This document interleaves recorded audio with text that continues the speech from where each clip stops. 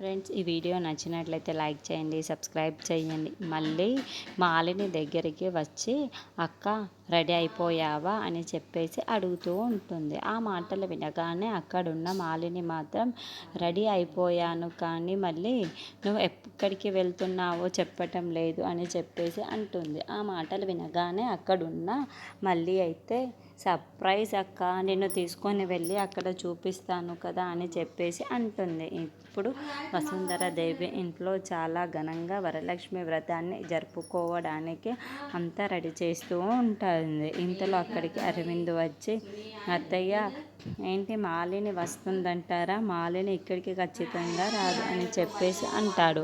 ఆ మాటలు వినగానే అక్కడున్న వసుంధరాదేవి మాత్రం అరవింద్ ఖచ్చితంగా వచ్చే తీరుతుంది, ఎందుకంటే మళ్ళీ నాకు మాట ఇచ్చింది, ఎలాగైనా మాలినిని ఇక్కడికి తీసుకొని వస్తానని నాకు చెప్పింది, అలాగే మళ్ళీ కూడా ఇక్కడికి వస్తుంది అని చెప్పేసి అంటుంది.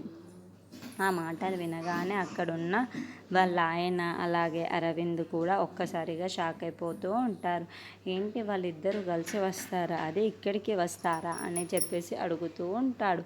ఆ మాటలు వినగానే అక్కడున్న వసుంధరాదేవి అయితే వస్తారు, ఖచ్చితంగా వచ్చి తీరుతారు అని చెప్పేసి అంటుంది.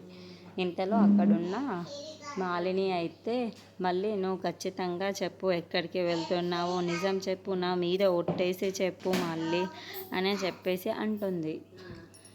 ఆ మాటలు వినగానే అక్కడున్న మళ్ళీ అయితే, అక్క ఒట్టు వెయ్యలేను అక్క అని చెప్పేసి అంటుంది. నిజం చెప్పు మళ్ళీ ఎక్కడికి వెళ్తున్నామో అని చెప్పేసి అడుగుతూ ఉంటుంది. ఆ మాటలు వినగానే అక్కడికి వెళ్తున్నాము అక్క అని చెప్పేసి ఎందుకు అని అడుగుతూ ఉంటే అక్కడున్న మళ్ళీ మాత్రం, మీ ఇంటికి వెళ్తున్నాము అక్క, మీ అమ్మగారు అక్కడ వరలక్ష్మి వ్రతాన్ని జరుపుకుంటున్నారు, అందుకే నేను నిన్ను తీసుకొని రమ్మన్నారు, అందుకే అక్కడికి వెళ్తున్నాం అక్క అని చెప్పేసి అంటుంది.